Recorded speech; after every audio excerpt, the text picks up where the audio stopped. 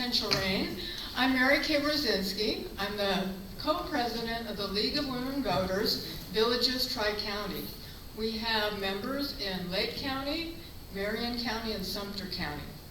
I'll be introducing the candidates, and our past president, Gail Formanak, is going to be the moderator and ask the questions. Before we begin, I'd like to tell you a little bit about the League of Women Voters. We are a nonpartisan organization, and we were founded about 102 years ago. While we never endorse a candidate, we are directly involved in shaping the important policy issues that keep our community and our state strong. Our mission is to empower voters and to defend democracy. The League wants everyone to vote, so we host voter registration drives and voter education events like this forum. I'd like you to be aware of our online voters guide, vote411.org.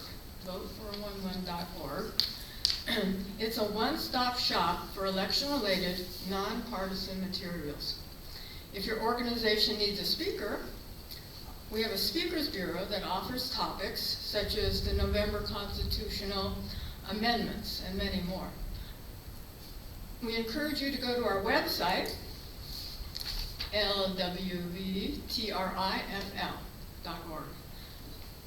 On your way out, we have a brochure with all this information on there, so grab it on your way out. And if you're a member of the League, please stand. Bill, get in here. Oops.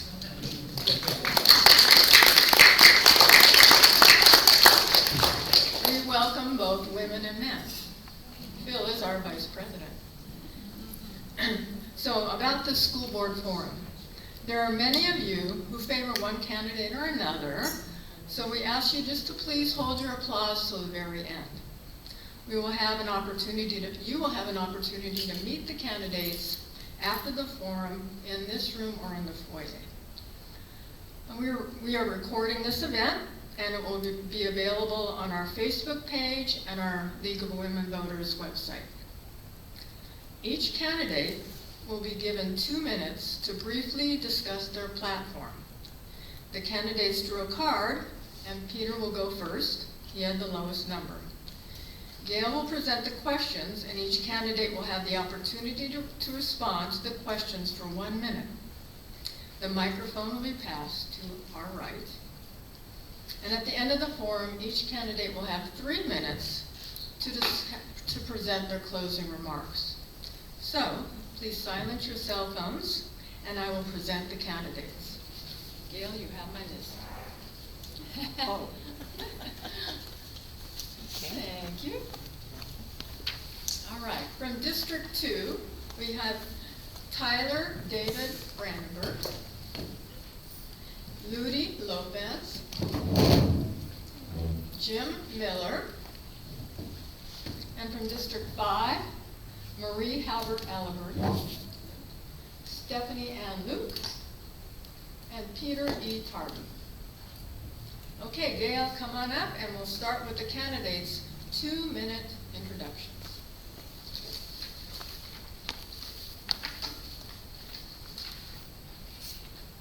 So, Mr. Tarby, you're up first with the intro. Mr. Tarby. Okay. My name is Peter Tarby. I am from Umatilla. I've lived there for 37 years. I am past president of the League of Cities for here in Lake County. They represent all 14 municipalities in lobbying and trying to get funds from Tallahassee for all the municipalities in Lake County. Past president, served for 9 years on the Umatilla City Council, was mayor for a year. I got the opportunity to serve at the high school, and starting in 1985 as a substitute teacher for 16 years and a varsity coach for 16 years. Coached everything except basketball. Great opportunity. Leadership is a big quality. I think I can bring that to this board.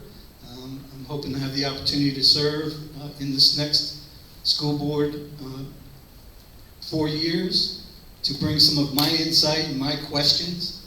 I've always been a person who likes to ask a lot of questions, and so that's something I think I can bring to this board. The things I think are important for this coming 4 years are parental involvement, something I think we're lacking. I was a single father, and we always concentrate on elementary school. When they're in elementary school, we go to everything they do. When they go to middle school, we kind of back off, or they tell us to back off. And then by the time they get to high school, they're either with us or we've kind of lost them. Nowadays, we have issues with the telephones. Our kids are all with telephones. My wife was a 25-year school teacher, 16 in Lake County, 14 at Umatilla High School. She just retired a month ago. So I'm looking forward to the questions and look forward to your question for me afterwards. Thank you. Thank you.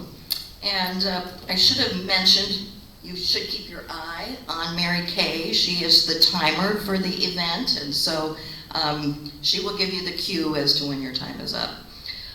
Okay, after Mr. Tarby, it's Ms. Luke. Would you like to give your opening? Yes, thank you. I'm going to actually start a little differently than typical. I'm going to ask your forgiveness. I am not myself tonight. About 30 minutes ago, I was doing a TikTok with my 13-year-old, and she clobbered me very hard in the nose. And I'm fairly certain that it's broken. And so I have taken about 4 Tylenol to show up here with you lovely people tonight. It hurts to smile, and so I feel like if I'm frowning at any of you or anyway, I very much apologize. I wanted to be here so that I can be asked questions and be responsible. I am the incumbent. I'm running for re-election. I'm the current chairman of the school board. My name is Stephanie Luke again. I graduated from Tavares High School, got my degree in teaching, and came back to teach in Lake County. I've been a classroom teacher. I've been a district administrator, and I currently teach at the University of Central Florida. I teach people who want to be teachers how to teach math and how to teach science. And I do consultant work nationally around the United States and how to teach mathematics as well. A couple of things that I'm very proud of during my tenure on the board. The first one would probably be the fact that we haven't borrowed any money in the 8 years that I've served on the board. This has created a cost savings of about $11 million annually, and it's allowed us to be much more the opportunity to purchase school buses that we were in desperate need of in 2014 when I came on the board. And it's allowed us to grow a fund balance that is about 9% greater, which has allowed us to tentatively agree with teachers and staff this year on a substantial raise for all of our employees, from our bus drivers to our janitors to our teachers and administrators. Hopefully tonight I'll get to some more of the things that I'm proud of, and I appreciate the opportunity to be here, and I'm really apologizing again if I seem like I am not happy to be here. I am. How do we see that TikTok? Literally, you see me just fall to the ground. Okay, Ms. Alberetti. Did I say that? That's good enough. Some of the students call me Miss A. Thank you for having us this evening. This is a wonderful opportunity to get in front of a group of people, like-minded people that want to vote and want to know who to vote for. And I really haven't given my full resume. I will say that I moved here from Ohio in 1979, bought a business with my husband, and was in the northern region of Lake County, which was Altoona, Florida. And if you know Altoona, there's not much there, and there's not much more there now than there was in 1979. And I substituted at Altoona School and fell in love with what was going on, not necessarily teaching the younger grades, but knew that business was my background, was my forte, and decided to go to UCF. I drove the drive to UCF when there were no roads. That's how dedicated and committed I was to becoming a teacher. Got to UCF, finished up my program there, got hired immediately in Lake County schools, spent 30 years in the classroom, the high school classroom, teaching business programs, business courses, retired in 2017, not quite knowing what I wanted to do at that point, but knew I still need to be in the service of my community. So I ran for Eustis City Commission. I won. I served 1 term, and at that point I served my term, and I was looking, and I said, you know, I have a lot to offer education in our county, and I made a decision to go ahead and run. when you're in the classroom that long, you learn to be innovative, and you learn to think outside of the box, and what would work for our community here. So I'd like to thank you for coming this evening, and I will pass it back to you. Actually, it's going to stay there because we've got one over here. We're going to go to our District 2 candidates, and Ms. Lopez drew the smallest number. Good evening. Can you hear me? No. Push the little red button. It would be nice to turn it on for them. Well, it goes to sleep. Test. It's not for you guys, it's not a quorum. Good evening, everyone. I'm Pastor Rudy Lopez. I decided to run for office because I am a successful mother of 2 daughters that were educated in Florida public school.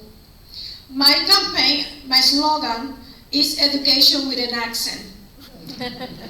I knew my accent will be highly criticized, but I would like to put your heart into what I can bring into the education of Lake County.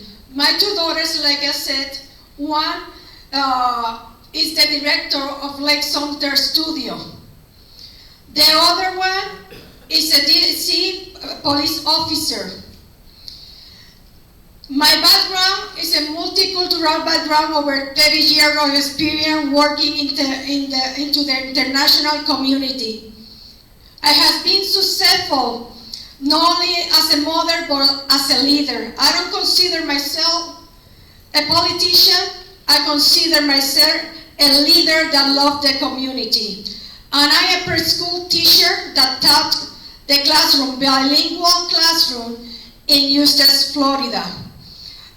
I also work for, I live in Japan, I live in Latin America, Canada, United States, and that is my experience that I have put into the community. So I invite you to look into my website and check my platform, Education with an Accent.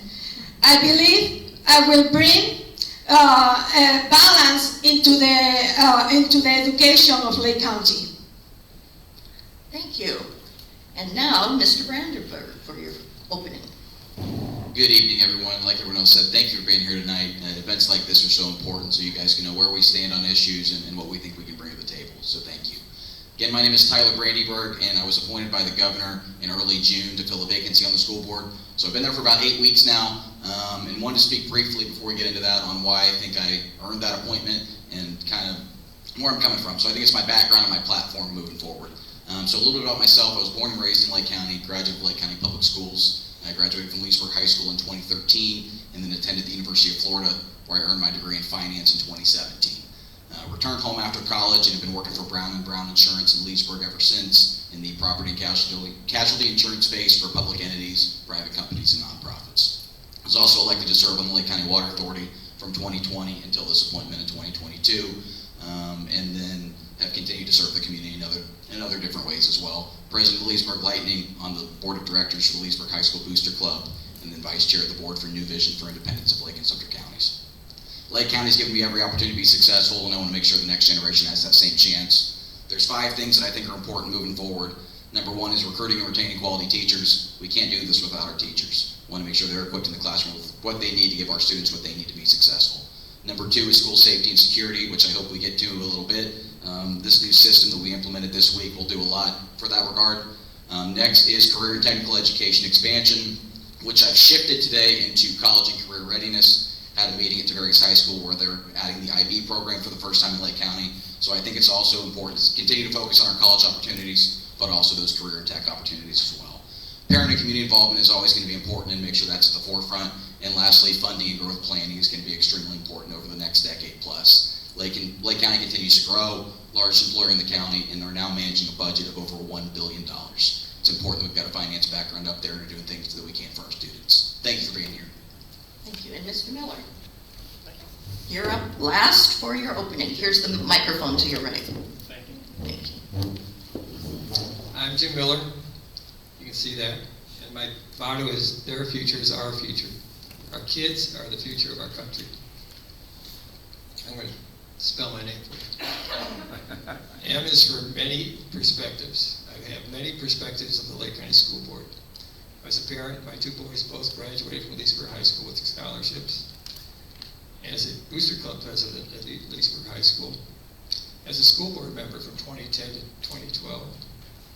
As a commercial realtor, realtors want to have good schools, it helps business. And as a taxpayer, I paid my school taxes on all my properties for over 40 years.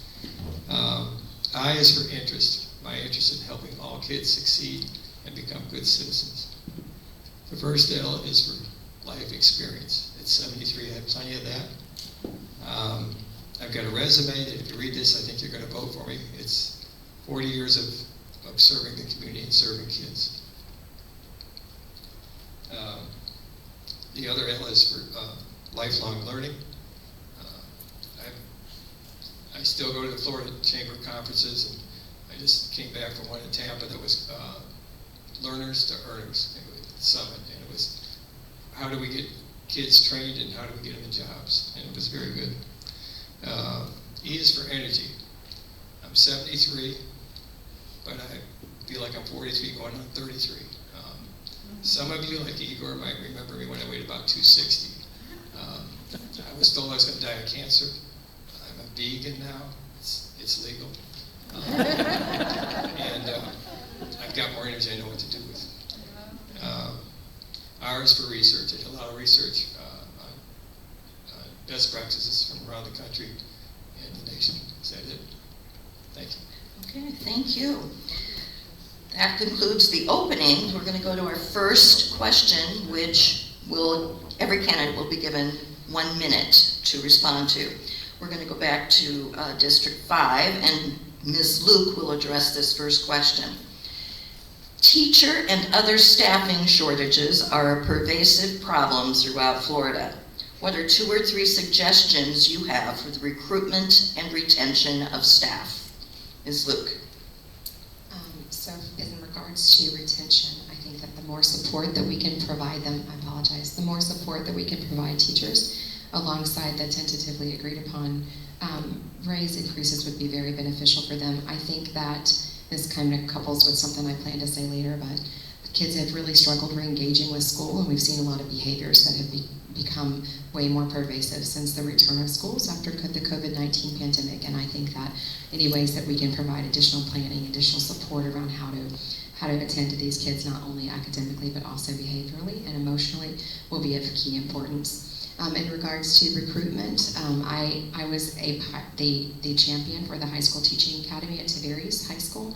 We're looking to expand that program to South Lake High School and other areas that would qualify high school students for a number of service hours, get them in the classroom ahead of time, and then incentivize their return back to Lake County, because we want to approach this as a grow your own type of recruitment tool. Thank you. Okay, thank you. And next, Ms. Alberti. Same question. Could you repeat the Sure. question? Teacher and other staffing shortages are a pervasive problem throughout Florida. What are 2 or 3 suggestions you have for the recruitment and retention of staff? Well, the recruitment right now with the pay increases that are actually tentative agreements are in place to address the beginning teacher salary. And I believe that will help with that issue, but the other issue is the retention. How do we keep our good teachers? And during COVID, they became my heroes. I know a lot of teachers that were in the classroom, and they had to become very innovative, and they had to be flexible to deal with what was going on. And I think that they could have had more support, and we also need to look at using our mentoring program, our teacher mentoring program, make it full-time and not part-time.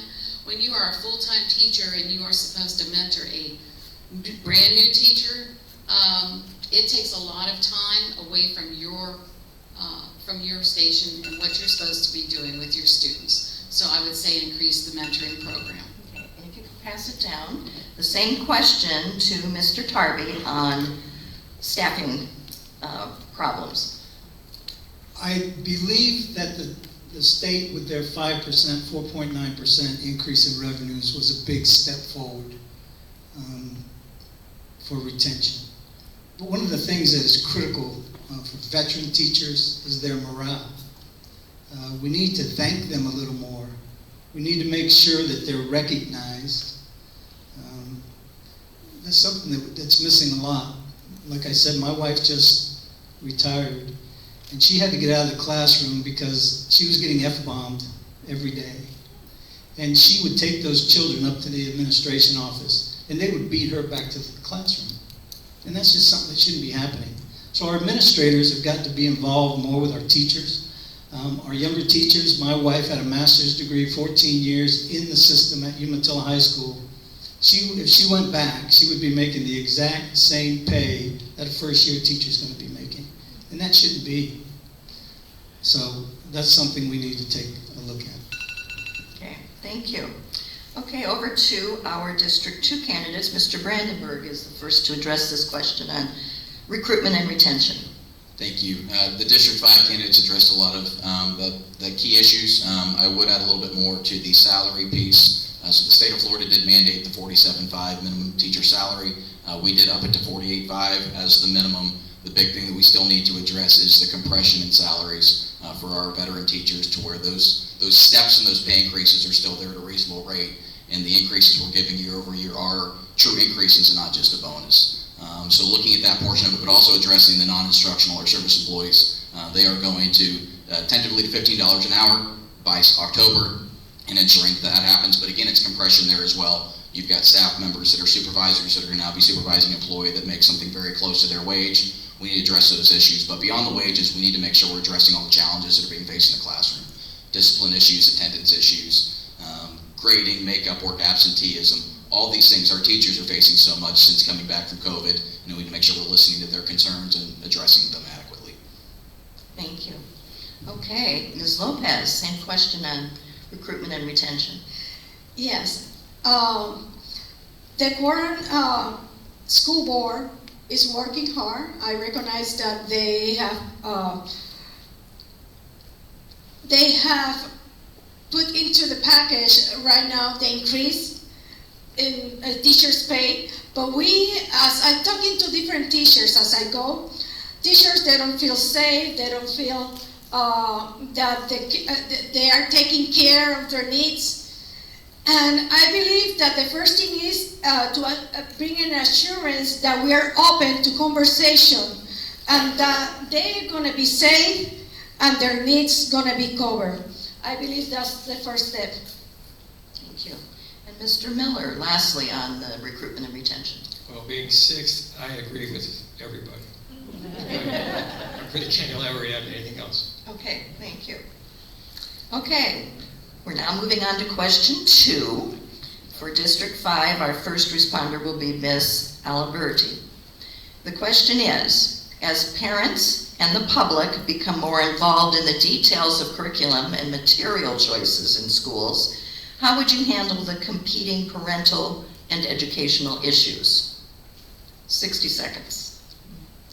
I believe we've always asked for and welcomed more parental involvement, and at this point in time, an educated parent groups, educated parents that want to participate. There are many opportunities on boards, being involved in your child's school. You can be as involved as you want to be, and that's the problem. How do we motivate people to be more involved in what their children are doing and what they're learning? And if you're interested in curriculum, yes, you should be at the school. You should be on those SAC committees. You should be involved. Talk to the teachers. Again, parental involvement is absolute. And I don't care what kind of school you go to. If you do not have that involvement, it does not matter whether it's a public school, a private school, or homeschool. Okay. And it'll be Mr. Tarby next on that question. So parental involvement is something that is on my card. You'll see it's the very first thing that I talk about. I was a single father, as I said before, and I was at everything my son did. And as a coach, he was always in the back of the bus. Unfortunately, the kids would always blame everything that happened on my son, who was in diapers. So, but being involved is something that's going to be critical going forward. We're losing our children between elementary school and middle school, in my opinion. Because what happens is they stay for 6 years in one school, so they get to know a lot of the people they've been with for that many years. When they move over to the middle school, they bring schools together, and that's when they start not having mom show up, not having dad show up, start hanging out with the wrong people, get more involved in the bullying aspect, the vaping, and all this other stuff that I see occurring off campus, and some on campus. So we got to make sure that our parents are getting more involved, at least through the middle school years. High school, they're a little bit older, so they understand a little bit. Thank you. And Ms. Luke, lastly. Thank you. In regards to curriculum and parental involvement, we have a process in place where any parent who would like to see a district book, a district adopted textbook, may come and request to see a copy of that, and then they can bring their concerns forward. We do have a committee, and so I do believe there are certain protections in place for parents and for our curriculum materials. We do have standards that we have to teach to. So a parent who challenges, let's say, a library book, those are a little bit more randomized across the district.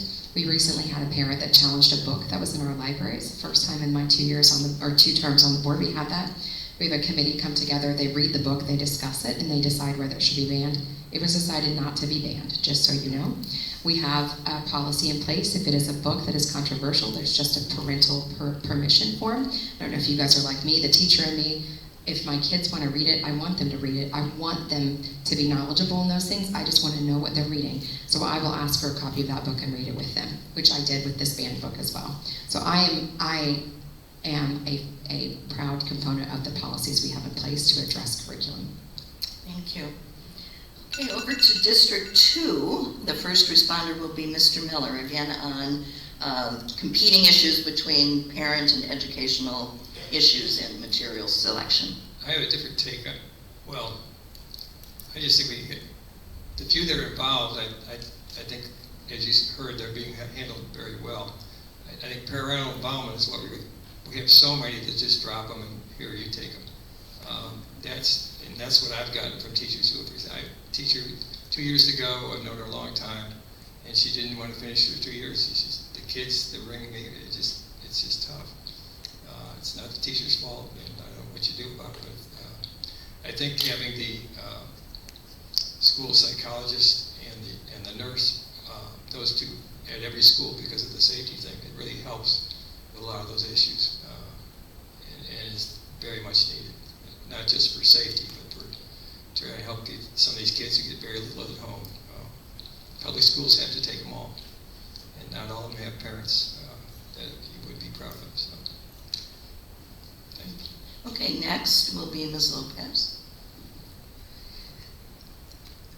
I praise the work that the school board has done so far with parental rights. I stand by it. And I do believe in parental. The parental right is important in the life of the children. I've been around the world, like I said, as a military spouse, as a pastor, as a counselor to troubled children. And most of the issue of a troubled child is lack of parenting. So I recommend parental rights, parental involvement, I should say, because it's impediment that that child has the father, somebody modeling to that child, love and support. I stand by how our generation, new generation, is lacking parenting. So I encourage that parental role in the family. Okay, thank you. And lastly, Mr. Brandon. Yeah, I agree. I mean, I'm 100% in favor of parental rights. I'm in favor of anybody that wants to be productive and come to the table, have a seat at the table, and have a say in what's going on. So that's parental involvement, that's community involvement, that's teachers unions, that's service employees unions, that's SACs, that's businesses, that's community leaders, that's everybody that wants to make our schools better. I think the only way we do this is if we can all do it together, because unfortunately we can't legislate good parents. But for where we can, we want to empower those parents to be involved, but where we can't, we want to make sure we have other resources available for our students. Building off of what Ms. Luke said, on the library books and the textbooks. The nice thing that we're doing on the library books, to build on what she said a little bit, was the Destiny system is now going to allow parents to say that my child can check out any book, my child can check out no books except for the set list, or my child can check out any book except for these handful of books. So we're not taking books off the shelves unless they're deemed to be completely inappropriate, and still allowing our kids to be able to see what's going on. Parents can be involved, but that doesn't mean that you get to limit someone else's right to that material. Thank you. I just have to say, as a former school librarian, I really support that. It's a great idea. Okay, we're going on to question number 3. Our first responder will be Mr. Tarby. No, it goes back to them, doesn't it? That table starts.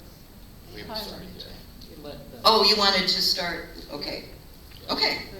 Then number 1 over here on this side will be, again, Mr. Brandenburg, okay.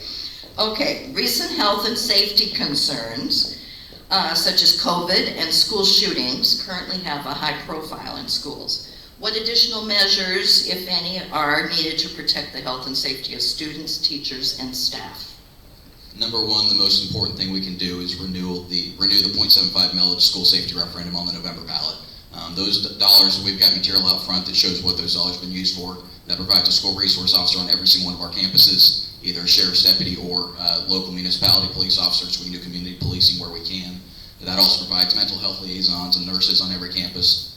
And that provides alternative measures for our students that need some additional care to be removed from the classroom, but not be sent home for 10 days and then lose 10 days material, come back and think they're going to be on level and behaving appropriately. So we have alternative campuses where they can go as well for a short-term stay, then come back and join our campuses again.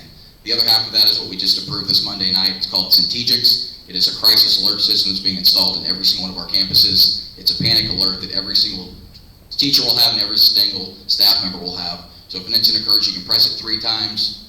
That's either a medical emergency or something where I just need some help. You press it 8 or 10 times, school immediately goes into lockdown. The resource officers know where the threat is and have the schematics to know where it is and respond quickly. So doing everything we can on that front. Okay, Mr. Miller will be up next on the health and safety of students, teachers, and staff. Well, I think we're well armed with stuff. I think the buildings are secure. I think the new thing they got is great. And I think we really need to pass this thing. I'm going to campaign for it. I'll put up signs for it. Many of you know I like to put up signs. We laugh and you go. Anyway, but the sleeper in the thing is that we're adding a nurse and a mental health counselor at every school. The average elementary school is 800-900 kids. These aren't the schools we went to, okay? 1 nurse for 800-900 kids is not a whole lot, and 1 counselor is not a whole lot. And the money, most things, referendums you get are for building things, not for paying people. And this is, we get 3 people. We get a resource officer with a gun, we get a mental health counselor and a nurse. And all those 3 people are desperately needed in these schools, especially with the kids that are being brought to us. And so we really need to get this thing through, and I will put up any sign you give me. And next will be Ms. Lopez. Yes, definitely we need, we want to pass in November that mileage that is already established. It's not that we adding more, it's been there. We need you to say yes, because that will help us to have more nurses, mental health, and more police officers available to support our students, our staff and teachers. Okay, thank you. And we're going to go over now to the District 5 candidates, and Mr. Tarby will be first to address the health and safety concerns. And so I've been a real estate broker for 37 years. Assessments go up every year, as we all know. I can see in this crowd, a lot of us don't have children, little children in school anymore. Most of us probably have grandchildren in school. And I'm all about safety. I've had a concealed carry permit as far back as they were given out. I just hope we're doing it right. $56 million was spent over the last 4 years. There's still issues in our schools. The end of this year, Leesburg High School, young man had a substitute teacher, he was vaping, had a gun in his backpack. Mount Dora, same thing. So there's still issues. Do I want more money for safety? Sure. Do I think we could do a little bit less? Because every one of us knows, once a tax is in place, it's going to be there for a very long time. Because it's all I got to say is safety. And so we need the money. So I want to make sure it's done correctly. Okay, Ms. Luke. I'm going to focus on to reiterate what Mr. Brandyberg said, that we just approved the clicker system that will geolocate every incident, whether it's a medical emergency or something worse. That's something we're really proud of. We are also proud of the quarter millage, the 3/4 millage. I will tell you, any of you that have the opportunity to go and speak to one of our mental health liaisons in their buildings, the work that they do is phenomenal. It is a process to identify children who have been through trauma. We talked about COVID-19 and safety. These students and parents, our communities, have been through more in the last 3 years than we have seen in a long time.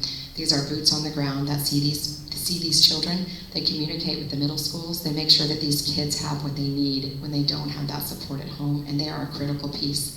I'm going to tell you, this is the first time we have ever had the opportunity to do something like this. We are constantly monitoring it so that we can be good stewards with taxpayer dollars. I also want to tell you, with our ESSER 3 monies, we cleaned out filtration systems and provided new HVAC updates to air quality, and we retrofitted all of our water fountains with water bottle filler uppers so that kids wouldn't be drinking out of those. There's a lot more. You guys can come see me back there. Yeah, thank you. Okay, and lastly, Mrs. Allerberty. That's fine. I was looking at the safety issues during COVID, and again, how do you keep the whole campus safe when they first came back to school? How do you keep the staff, and how do you keep the teachers safe? And I believe the protocols that were put in place were right for the time. They were what was required so we could have a safe environment. The millage, I'm all for it. I think that was the first referendum that was passed in Lake County in a long time. It wasn't for buildings, it was for people, again, like Ms. Luke said, boots on the ground, to go in and deal with the issues that had arisen because of COVID, etc. And those mental health counselors, making sure that there was a resource officer at every campus, because that did not happen before. So the referendum, you need to vote for the referendum and increase that and keep those people in their places. Okay, thank you. Okay, we're going to go back to District 2, and it will be Ms. Lopez addressing this next question. What is your understanding of the distinction among schools receiving vouchers, charter schools, and the traditional public schools? And I would add, especially as it relates to accountability. Every student has the right to receive what they need to equip them.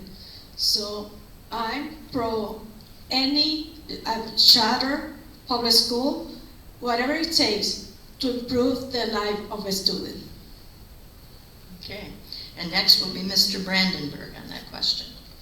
Yeah, I'm a proponent of school choice with a couple asterisks next to it. I think what's important is that charter school options should always be available, private school options should always be available. What we've done in Lake County is when we bring in charter schools or vet charter schools, we're sure that they are a reputable company that's been around. The last thing we want is open a charter school and they not know how to run it. We close it down in 2 years and then shuffle those kids back to our public schools. School concurrency is such a big issue right now with growth planning, making sure we have seats available. So if we bring a charter school online, we need that for relief and to make sure that's going to be stable moving forward. Moving forward with private schools and McKay scholarships and other vouchers, I think it's a well-intentioned idea. I'm just concerned with the idea of public dollars going to private schools and maybe tuitions being raised and that money being pocketed in between. That's purely a business decision, but again, we've got public dollars that we need in our schools and want to make sure those dollars are being spent appropriately.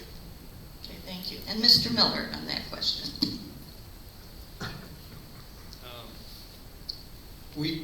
We have really needed charter schools to help us in South Lake because they picked up some of the growth that we've had that we didn't have the money to fund it. And most of them are doing pretty good. Occasionally we've had a few that have not done well, but we got some public schools that don't do so well. But anyway, for the most part, it works for us. And as far as the vouchers, I don't know that that's really an issue here in Lake County.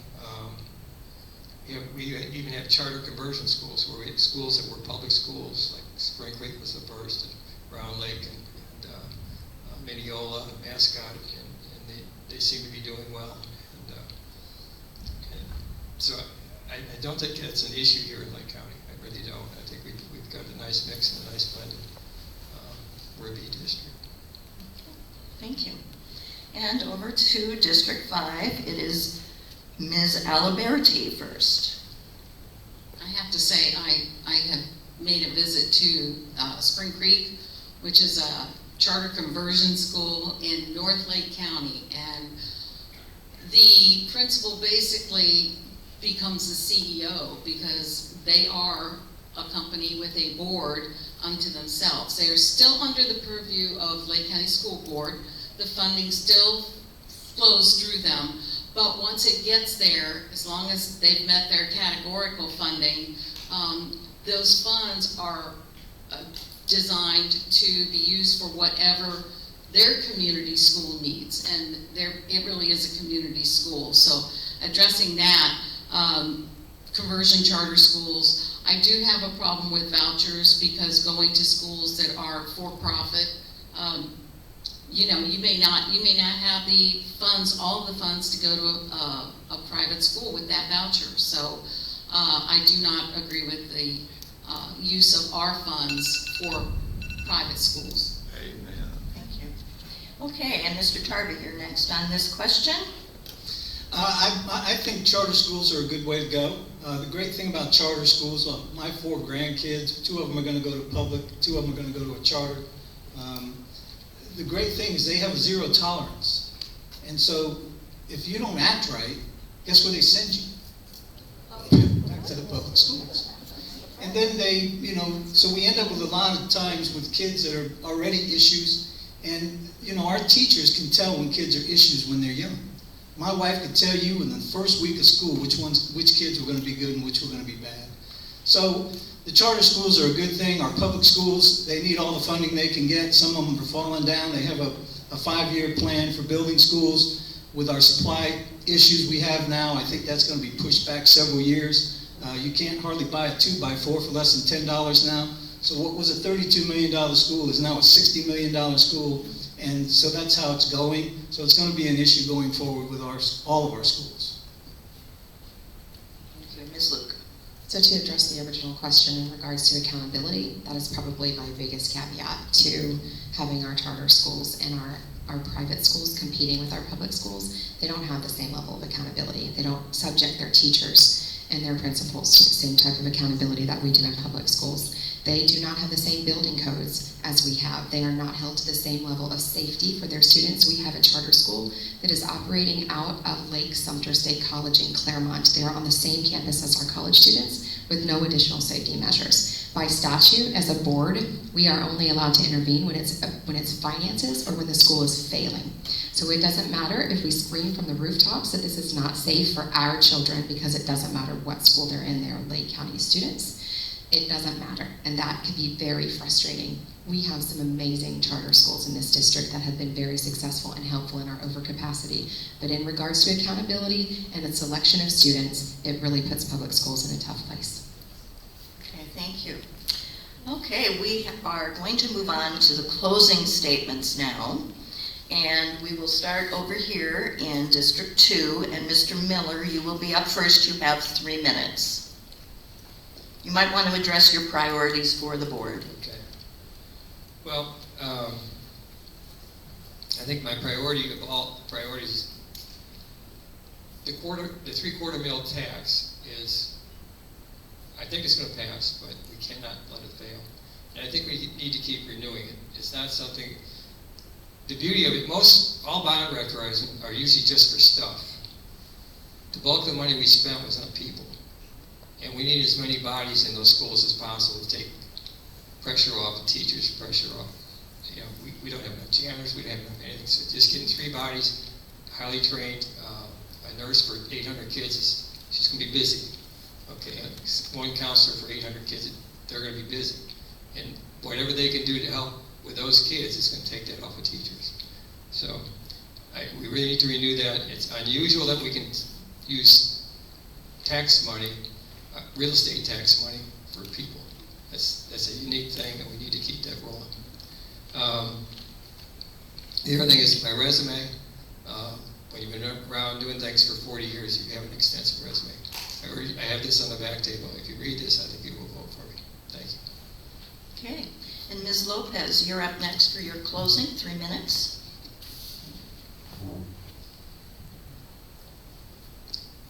My platform, like I said, is education with an accent. My accent is in my tongue, not in my brain. I'm asking you to give me the opportunity to model to our children of Lake County what it has done so far around the world.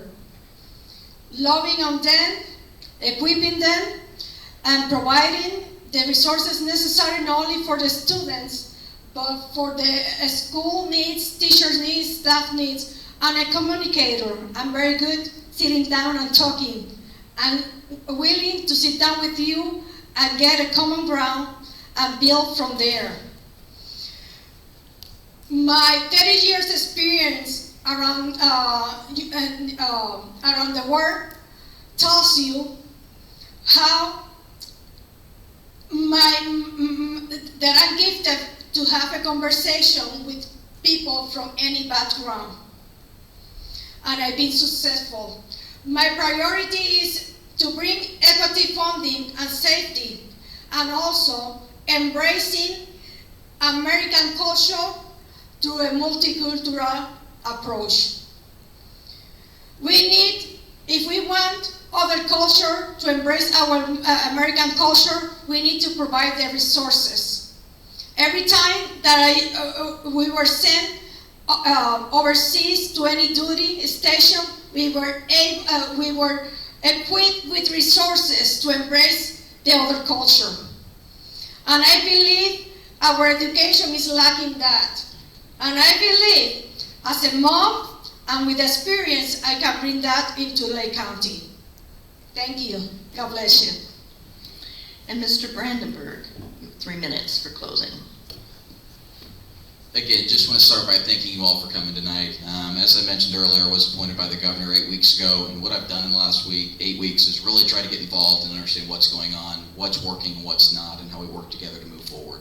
So my district is Leesburg, Lady Lake, and Fruitland Park. That's 9 schools. I grew up in that area. I attended 3 of them. In the last 8 weeks, I've attended 8 of 9. Met with principals, met with staff, getting their perspective on what's working, what's not, and starting to form relationships on how we do this together moving forward.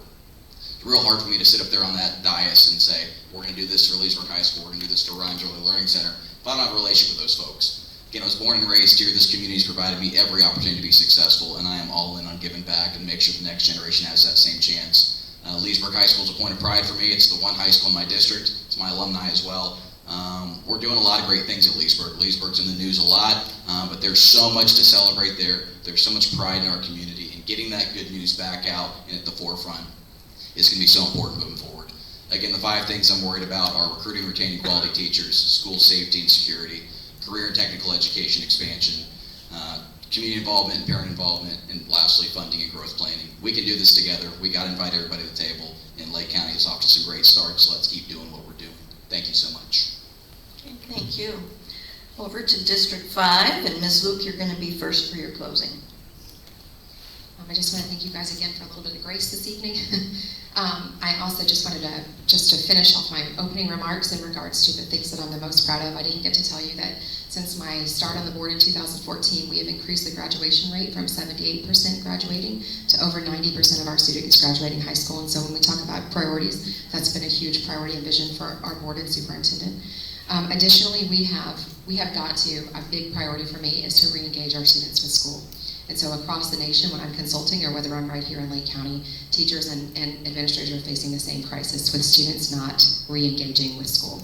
We have lots of extra absenteeism, not just our normal kids that are absent, but even the kids that have support for school don't come as much as they used to. So we've created this perpetual absenteeism and then increased behaviors. And so I'm excited that our teachers union has agreed to work with our superintendent and staff to try to come up with some ways to support teachers and students. I think one of the ways that we're going to do this is by continuing to offer certification pathways. So I can tie those together by telling you that that's probably the 3rd thing that I'm the most proud of, is we have over 70 certification or industry pathways for our students, including the Construction Academy that's grown from 30 students 4 years ago to over 300. There's a waiting list. We have academies at Eustis High School and Leesburg High School.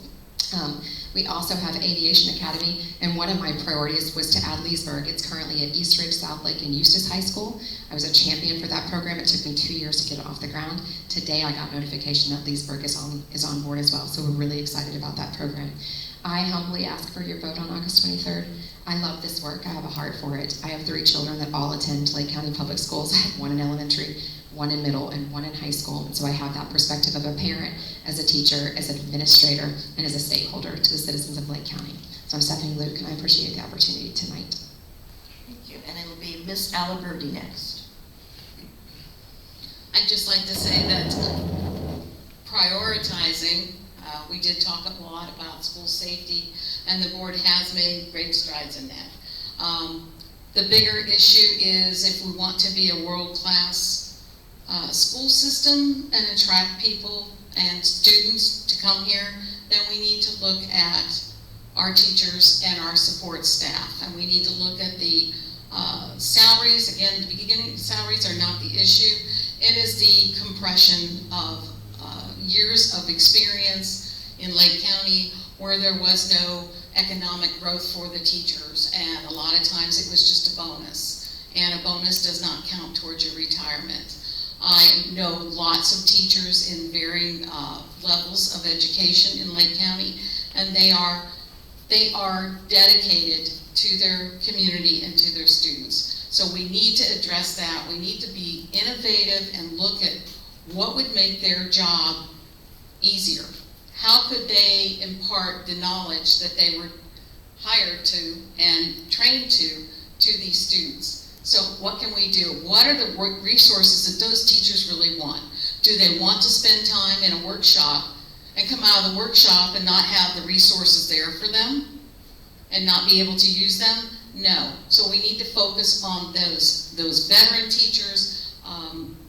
Again, working with the teachers that I know, I was told that one of them was offered to be a mentor teacher, and she said, great.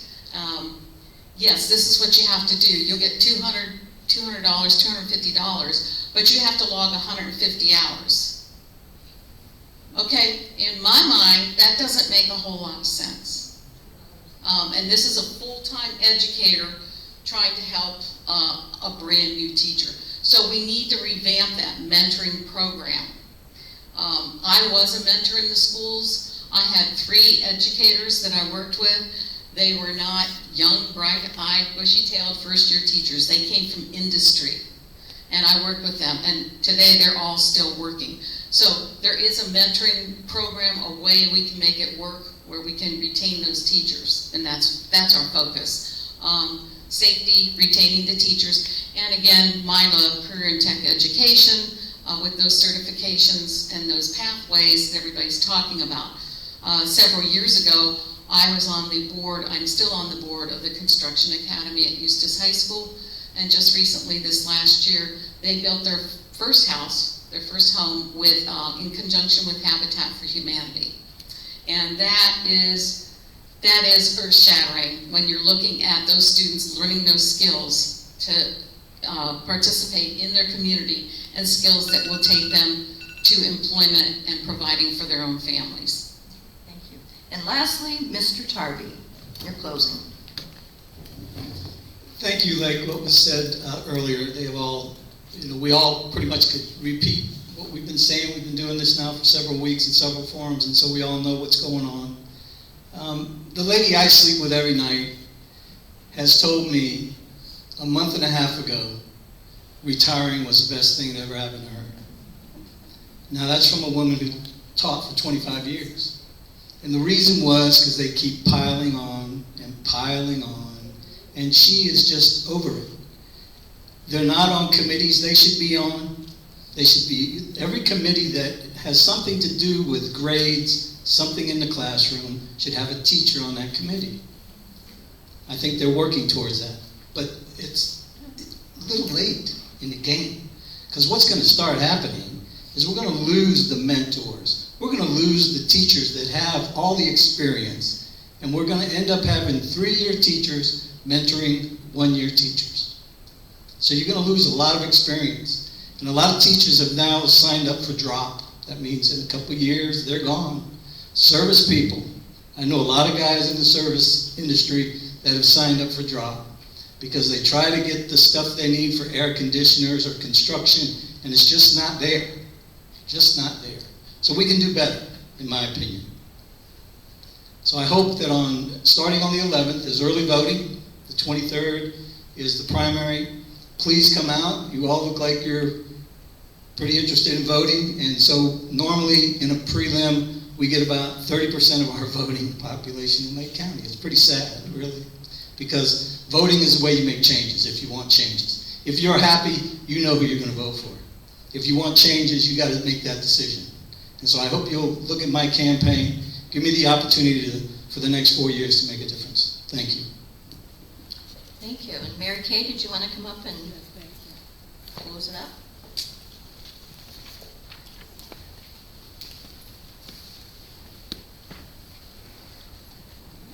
Right. Thank you so much, Gail, and thank you, candidates, for your very thoughtful responses. Thank you.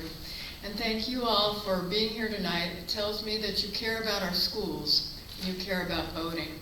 Remember, vote411.org if you want more information about candidates and the election in general. I wanted to thank the Unitarian Universalist Church for this beautiful venue. And the candidates now, I know we have questions that we couldn't get to, and you must have 100 questions for them too. So they'll be available either in this room or in the foyer, and you can ask questions that they didn't answer. And again, thank you so much for being here. Thank you.